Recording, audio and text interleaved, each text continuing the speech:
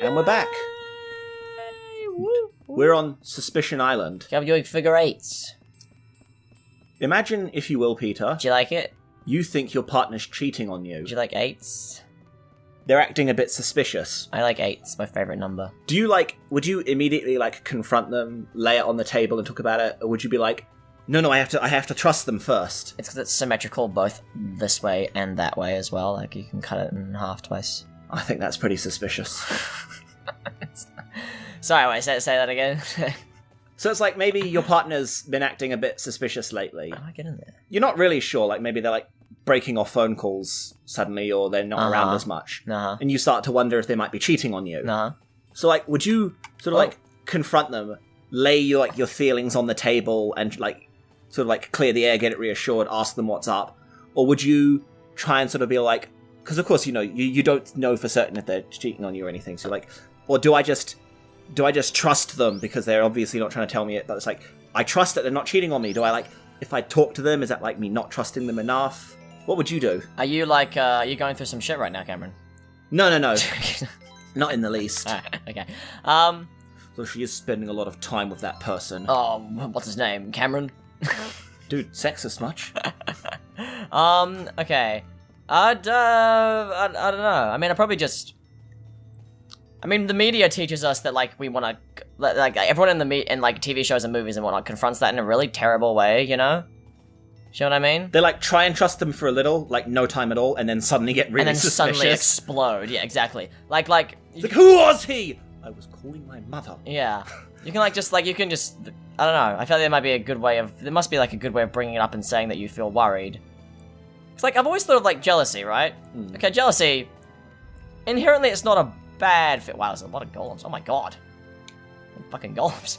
No, it's only excessive jealousy that's bad. It's not seeing someone you like spending time with and spending time with someone else, or putting effort into someone else being oh, I wish I was that person. That's not bad. It's just when you take those feelings, that's technically envy, and you act, whatever, and you act on it way too much. Well, there is a difference. Or you try and restrict and make rules when you have no right to. Because the amount of envy you can have before it's dangerous is a lot lower than the amount of jealousy you can have before it's dangerous. What's the difference between jealousy and envy? So envy is you look at something you want and you get a bit resentful that you don't have it, you want it. Whereas jealousy is you're afraid of losing something that you should have. Really? So sort of if you're envious and you're quite envious, you don't have to be very envious to start resenting people who you have no they're a good person, and I'm in my head I'm getting it all these bad feelings about you. Whereas with jealousy, it's sort of it's more protective. You're not going to immediately start hating people just because you're sort of worried about losing something. Okay. No, you don't think? I don't know. I didn't really think about it.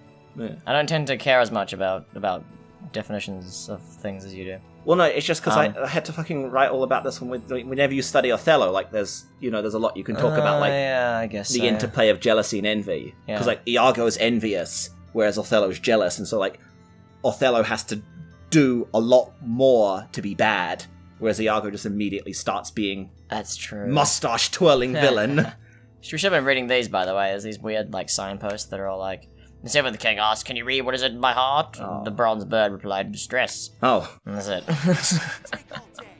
Yeah, I don't know. Fuck, what was the original question? So, about what you do about, what if would you're, I do? Suspected. Yeah, I guess I just bring it up. I don't know. Just try and have some sort of adult conversation about it where I don't yell at people and I don't know. Well, no, yelling at people is obviously the wrong choice, but it's sort of were you gonna actually successfully do the thing that most people are supposed to be doing, which is sort of I know they're not cheating on me, and I should just trust in that. Oh, yeah. Whereas, if you ask them, it's sort of all I'm not saying I necessarily do think you're cheating on me yet, but it's that is slightly less trusting than otherwise. That's true, yeah. I suppose it depends on, how long I've known the person for and where we're at, and how the fuck, I don't know. I just feel getting things, you don't want, letting things stew is always really bad, too. You know? You'd hope you'd be with someone who could sort of understand, you saying, I don't want to mistrust you, but, this is what my brain's doing, can we talk about it? Yeah, exactly. Rather than just, Exactly, I can't stop thinking this. I want to, and I don't. I want to be able to do that, but also like just saying it will mean that it'll go away faster. Really, like, on the conscious level, of course I trust you, but you know, I'm still, my head's still full of fuck. Let's talk. Yeah. Yeah, exactly. Right? Okay. Yay! Fuck, is it gotten really hot in here all of a sudden? Oh god, have you been cheating on people? No. And you just wait for them to like talk to you. It's like, Peter, I know that I should trust you. How about this? How dare you mistrust me? Oh no, they might have found out about my cheating. Be aggressive. I would never cheat on you. That did sync up really weirdly. I am just genuinely getting hot. I might just take my socks off. Hey, walk around. Walk around. We're still. Oh, we're in Suspicion Island. Whoa. That's where we were at the start. Ouch. Can I just walk past this guy? Yeah. Oh god. Oof. Can you read what is? Suspicion.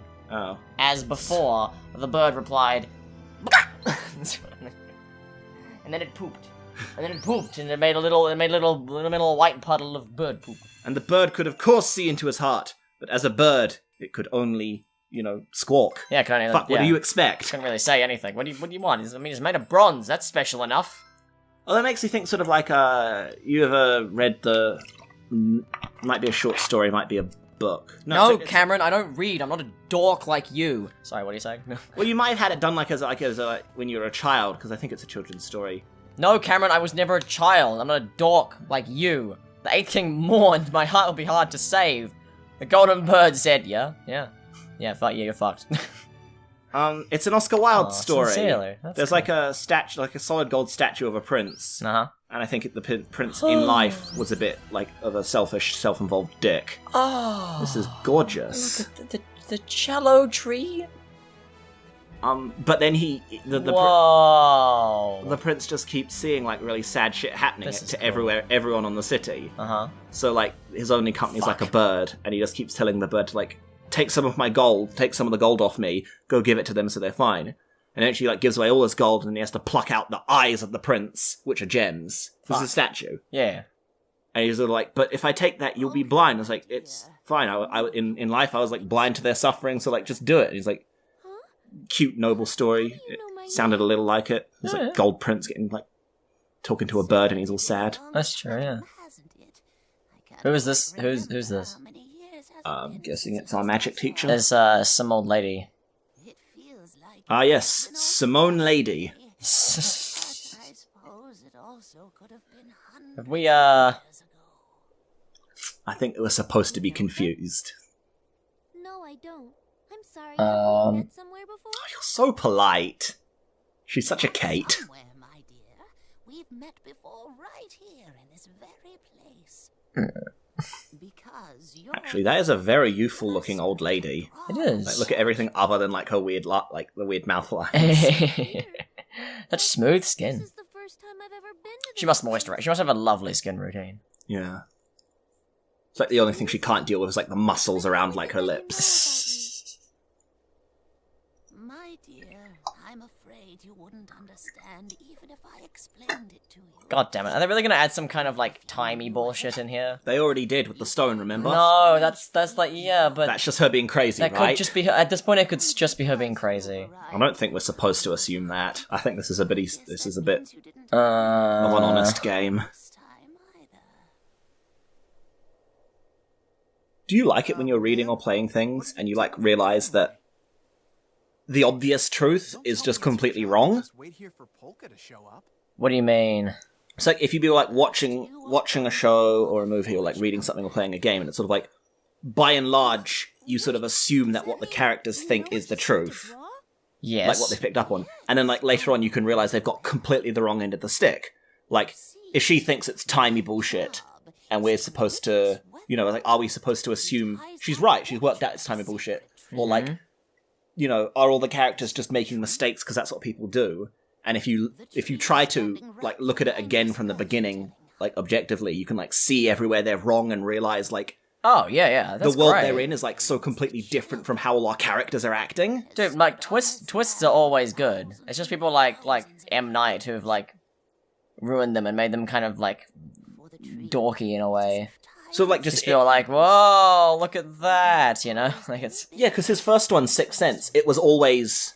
true a certain way, whereas the other twists... And things like Unbreakable, too, is also quite good like that. Whereas bullshit twists are sort of like, oh, and at the last second we're now changing... You know, we've jumped back and actually literally changed it all. It's not a twist. We've just decided to do something else. Yeah, exactly. It's like Fight Club as well. Fight Club's another good example, right? Yeah. Yeah. No, of course, I love that. Who doesn't love that? It's just that I fucking love that shit, and it's great when you see it in, like, other stuff. So, like, I've been reading a lot of Game of Thrones lately, and then, like, I found some people talking about it. Do we have a spoiler thingy here? No, it's not going to be anything. It's like, I found some people talking about it, and it's sort of, like, pointing out that all of our point of view characters, oftentimes when we're reading, like, their chapters, it's sort of like, we assume what they're saying, seeing, and thinking is the case. Yeah. Because, you know, that's who's narrating it. And then, like, if you come back at it and realizing that, you know, you're seeing everything through their flawed perspective, so the story underneath is actually so radically different from how it's told by each person. And it's just, you know, because you wouldn't think Game of Thrones, you know, you don't think, oh, it's a twist thing. But then, like, it's so different from how everyone sees it. Yeah.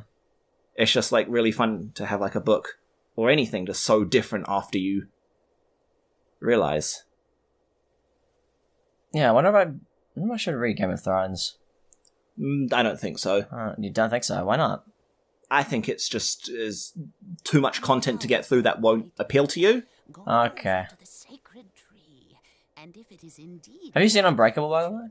No, what's that? That's the M. Night movie. A recent one? No, it's like one of his old good ones before he, like, got crazy. Oh. It's the one involving sort of superpowers, and it has Samuel L. Jackson in it, and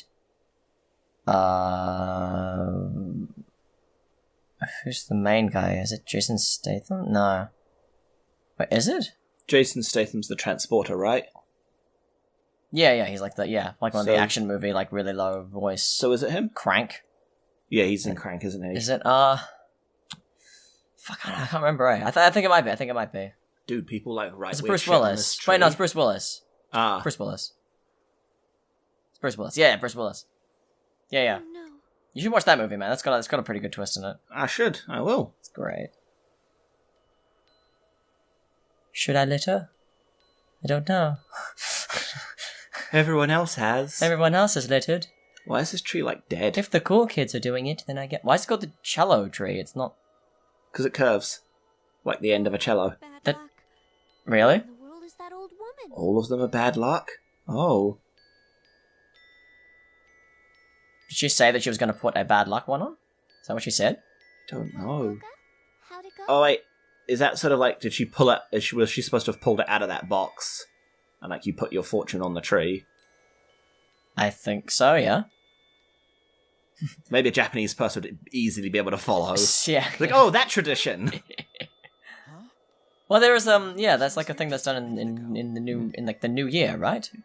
You like take a fortune, then you like pray at the shrine, and then you hang the fortune up on the thing, and then it'll come true. But imagine like aliens seeing somebody it's like a tourist thing, sitting in front of like a tree with all sorts of baubles on it, crying. Like, why are they sad when they've got such a pretty tree? They don't realize they feel alone. They're alone at Christmas. Anyway, what was your fortune? What was your fortune? Allegretta will ask you what your fortune is. You will die a terrible, horrible, painful death. Oh, God. Just as she predicted. Of not magic cancer. Hooray! Hooray! Oh, It'll be before don't then. worry about it. Oh. It's just a scrap of paper after all. Falsetto will kick you in the head. Blind fit of rage. Why don't we all get going? There's no reason for us to stay here any longer. Where's the old lady gone? I don't know, she just walked off. She did that mystical old lady thing where she just disappeared. Did we totally talk massively over a scene we should have paid heaps more attention to? To be honest, I was like half paying attention to it because it seemed important. And it Like seemed while I was listening to you. just bewildering. Which is why I wasn't like responding super well. No, you were good. But even then it didn't really Aww. Oh, Saint's Mirror. Okay. Yeah, it didn't seem like anything that important happened. Sweet. I don't know. Some mystical old lady who's probably just, Lives in a gypsy house. I don't know, based off Chopin's, Grandmother. like, nanny or something. I don't know. Who knows? Who knows? But anyway, on the next episode, we will, I don't know, continue down this gorgeous path. I like this better than the place when we were in just before. The horrible Suspicion Island. Yeah, I like these. I like the beautiful green and the soaring sky. This looks like the title screen, actually. It does. Kind of, a little bit. But anyway, we will go and we'll do that. This will be a good time. Okay, bye.